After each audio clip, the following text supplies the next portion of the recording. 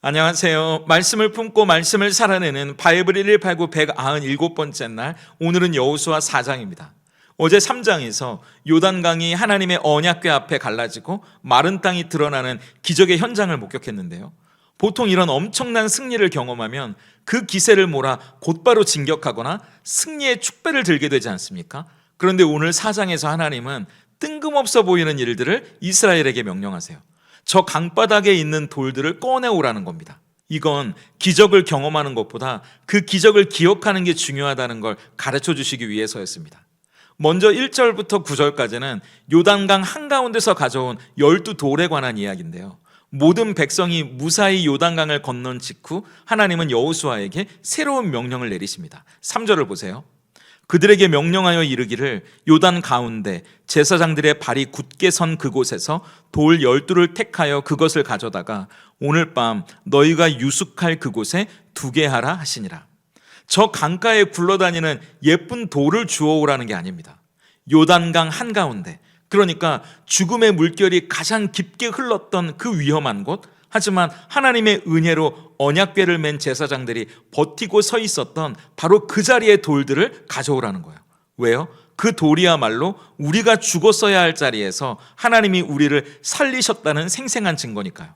그래서 12명의 장정들이 그 무거운 돌을 어깨에 메고 나오면서 여기가 사실은 내가 죽을 자리였구나, 그런데 하나님이 나를 살리셨구나를 온몸으로 체험하게 하시는 겁니다. 그리고 흥미로운 장면이 9절에 나오는데요. 여호수아가 또 요단 가운데 곧 언약궤를 맨 제사장들의 발이 선 곳에 돌 12를 세웠더니 오늘까지 거기에 있더라. 여호수아는 백성들이 가져온 돌로 기념비를 세우라는 하나님의 명령 외에도요, 본인이 직접 저 요단강 한가운데 또 다른 돌들을 세웁니다. 그러니까 돌 기념비가 2개가 되는 거예요. 하나는 사람들이 다 볼 수 있는 곳에 세우고요, 또 다른 하나는 물이 다시 흐르면 보이지 않을 저 강 한가운데 세웁니다. 그러니까 사람들이 볼 수 있는 곳에 세워진 돌들이 사람들에게 보여줄 수 있는 우리의 간증이라면, 저 요단강 속의 돌은 나만이 아는 신앙 고백이에요. 다른 사람들은 모르지만 나는 압니다. 저 흐르는 강물 아래 내가 세운 은혜의 돌들이 있다는 걸요. 죽음이 우리를 삼키려 했던 그 자리에서 하나님의 은혜가 날 살렸다는 걸 나는 알아요. 우리에게도 그런 돌들이 필요합니다. 남들에게 보여줄 수 있는 간증도 필요하지만 남들이 모르는 그 은밀한 죄 가운데 나를 살리셨던 하나님의 이야기, 나만의 고난 속에서 하나님을 만났던 그 순간들의 이야기가 우리에게도 필요하거든요. 그 기억의 돌들이 우리 안에 있어야 합니다. 어떻게 보면 보이지 않는 곳에 세워둔 나만의 돌, 그 감사의 이야기를 기억할 때 우리는 흔들리지 않을 수 있어요. 그리고 다시 일어설 수 있습니다. 이어지는 10절부터 18절까지는 요단강을 건너는 일을 마치는 장면인데요. 10절을 보세요. 또 여호와께서 여호수아에게 명령하사 백성에게 말하게 하신 일, 곧 모세가 여호수아에게 명령한 일이 다 마치기까지 궤를 맨 제사장들은 요단 가운데에 서 있고 백성은 속히 건넜으며, 백성들은 두려워서 서둘러 건넜지만 제사장들은 백성들이 빠짐없이 모두 건널 때까지 그 위험한 자리를 지키고 있습니다. 하나님의 말씀이 다 이루어지기까지, 백성들이 다 안전해질 때까지 말이죠. 지도자는 이런 모습이어야 합니다. 끝까지 책임지는 모습이요. 어제 이 제사장들의 모습이 예수님의 그림자라고 말씀드렸잖아요. 그러니까 이 장면은 우리를 끝까지 책임지시는 분이 예수님이라는 걸 다시 우리에게 확인시켜주는 장면이기도 합니다. 그리고 마침내 모든 백성들이 다 건너고 제사장들까지 요단강에서 마지막으로 올라오니까 어떤 일이 벌어집니까? 18절이에요. 여호와의 언약궤를 맨 제사장들이 요단 가운데에서 나오며 그 발바닥으로 육지를 밟는 동시에 요단물이 본 곳으로 도로 흘러서 전과 같이 언덕에 넘쳤더라. 제사장들이 발을 떼자마자 물이 다시 넘쳤다는 건 그동안 물을 막고 있었던 것이 하나님의 능력이었다는 걸 보여줍니다. 동시에 물이 다시 흘러 넘쳤다는 건 이제 퇴로가 차단됐다는 뜻이에요. 이제 강을 건넜습니다. 홍해를 건넌 이스라엘이 다시 애굽으로 돌아가지 못했던 것처럼 이제 이들도 다시 광야로 돌아갈 수 없어요. 이제 이스라엘은 오직 앞을 향해, 저 약속의 땅을 향해 믿음으로 전진하는 길 외에는 다른 길이 없게 된 겁니다. 하나님의 은혜는요, 그렇게 우리를 앞으로 나아가게 해요. 동시에 은혜를 모르던 과거로 돌아가지 않게 해줍니다. 은혜를 경험했기 때문에 이제 억지로가 아니라 감사로, 기쁨으로 이전과 다른 삶을 살아가고 싶어지게 만드는 거예요. 마지막 19절부터 24절까지는 길갈에 세워진 돌들의 의미가 뭔지 보여주는데요. 요단강을 건넌 이스라엘 백성들이 진을 친 곳은 여리고 동쪽에 있는 길갈이라는 곳입니다. 이제 그 길갈이 가나안 정복의 베이스 캠프가 돼요. 그래서 전쟁을 치르다가 지치면 돌아와서 쉬게 되고요. 다시 전열을 정비하게 됩니다. 하나님은 바로 그곳에 은혜의 돌들을 세우게 하세요. 왜일까요? 21절과 22절을 보세요. 이스라엘 자손들에게 말하여 이르되 후일에 너희의 자손들이 그들의 아버지에게 묻기를 이 돌들은 무슨 뜻이니까 하거든 너희는 너희의 자손들에게 알게 하여 이르기를 이스라엘이 마른 땅을 밟고 이 요단을 건넜습니다. 첫 번째 목적은요, 다음 세대를 위한 신앙 교육입니다. 지금 출애굽 2세대들의 자녀들은 홍해를 본 적도 없어요. 만나를 먹어본 적도 없는 세대입니다. 그들에게 하나님은 추상적인 개념이 될 수 있어요.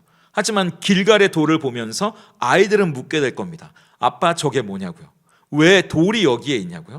그때가 기회예요.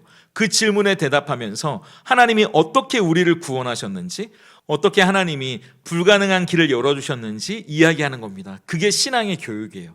그런데 그게 다가 아닌데요. 24절을 보세요.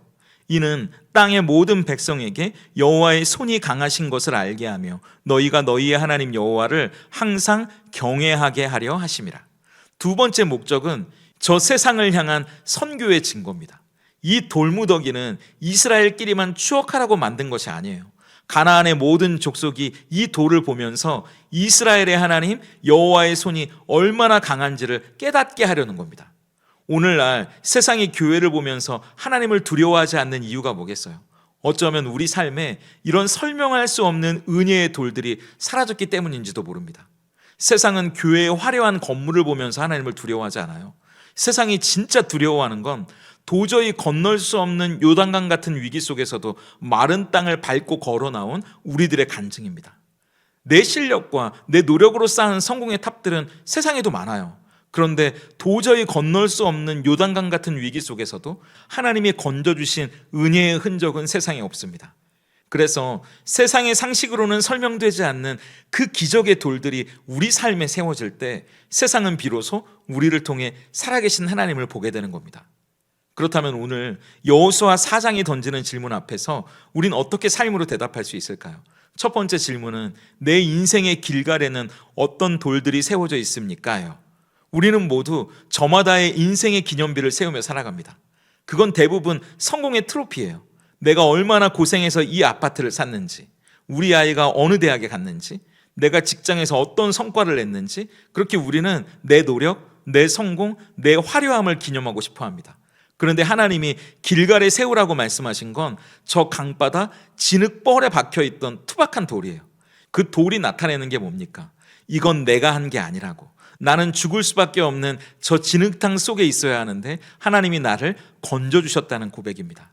내가 한 건 하나도 없어요. 하나님의 은혜가 전부였다는 걸 기억하는 그 감사의 돌들이 우리 삶에, 우리 가정에, 우리 교회에 세워져 있기를, 또 우리가 세우고 있기를 소망합니다.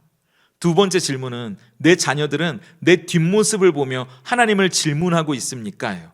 하나님은 길갈에 세워진 돌들을 보면서 자녀들이 묻게 될 거라고 말씀하시잖아요. 그런데 오늘 우리 가정의 비극은 자녀들이 묻지 않는다는 거예요. 왜 묻지 않겠습니까?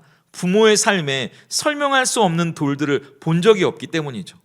부모가 세상 사람들과 똑같이 살아가면 자녀들은 질문할 게 없어요. 세상과 똑같거든요. 돈이 생기면 좋아하고, 돈이 없으면 불안해하고, 뭔가 잘 되면 그제서야 얼굴이 펴지고, 안 되면 화를 내고 짜증을 내면 그 삶에 설명할 수 없는 신비는 없는 거니까요. 그런데 부모의 삶에 이해할 수 없는 평안, 이해할 수 없는 헌신, 이해할 수 없는 기쁨과 감사가 있을 때 아이들은 물을 수밖에 없습니다. 엄마는 지금 상황이 이런데 어떻게 기도할 수 있어? 아빠는 왜 손해를 보면서까지 기쁨으로 그런 일을 하는 거야? 이게 바로 우리가 우리 삶에 세우는 신앙의 돌들이에요. 신앙 교육은 이렇게 가르치는 것 전에 우리가 보여주는 겁니다. 우리가 힘들 때 낙심하지 않고 기도하는 그 뒷모습, 요단강 같은 위기 속에서도 하나님을 붙드는 그 눈물, 두려움과 불안 가운데에도 흔들리지 않는 저 요단강 바닥의 돌 같은 감사와 평안 그리고 기쁨, 우리가 살아가는 그 삶이 우리의 자녀들의 가슴에 세워지는 신앙의 돌이 될 겁니다. 그렇게 오늘 우리가 살아가는 신앙의 삶이 우리 자녀들에게 보여줄 수 있는 가장 위대한 교과서라는 걸 잊지 않고 살아가는 오늘이 될 수 있기를 소망합니다. 함께 기도하겠습니다. 저마다의 요단을 건널 수 있도록 오늘도 힘주시고 인도하시는 하나님 감사합니다. 크고 작은 저마다의 요단을 내 힘으로 건널 수 없음을 알게 하셔서 하나님이 함께 하시는 인생의 기적 같은 순간을 은혜 가운데 기억하게 하시옵소서. 우리가 건너온 수많은 위기와 인생의 고비마다 주님은 우리를 업어주셨고 길을 만드셨으며 마른 땅을 밟게 하셨습니다. 그러나 그 크신 은혜를 너무나 쉽게 잊고 살았습니다. 당장 눈앞의 현실이 어렵다는 핑계로 과거에 베푸신 하나님을 기억하지 못하고 또다시 불평하고 두려워했던 우리의 믿음 없음을 용서해 주시옵소서. 이제 내 자랑, 내 성공이라는 바벨탑을 무너뜨리고 오직 하나님의 은혜만을 기억하는 길갈의 돌탑을 쌓게 하시옵소서. 특별히 우리 자녀들을 위해 기도하오니 그들이 하나님을 알지 못하는 세대가 되지 않게 하시옵소서. 우리 부모 세대가 삶으로 보여주는 믿음의 흔적들이 자녀들에게 거룩한 호기심이 되게 하시고 이 돌들이 무슨 뜻이냐고 물어올 때 하나님이 나를 살리셨다고 말할 수 있는 믿음의 가정 되게 하시옵소서. 예수님의 이름으로 기도드립니다. 아멘.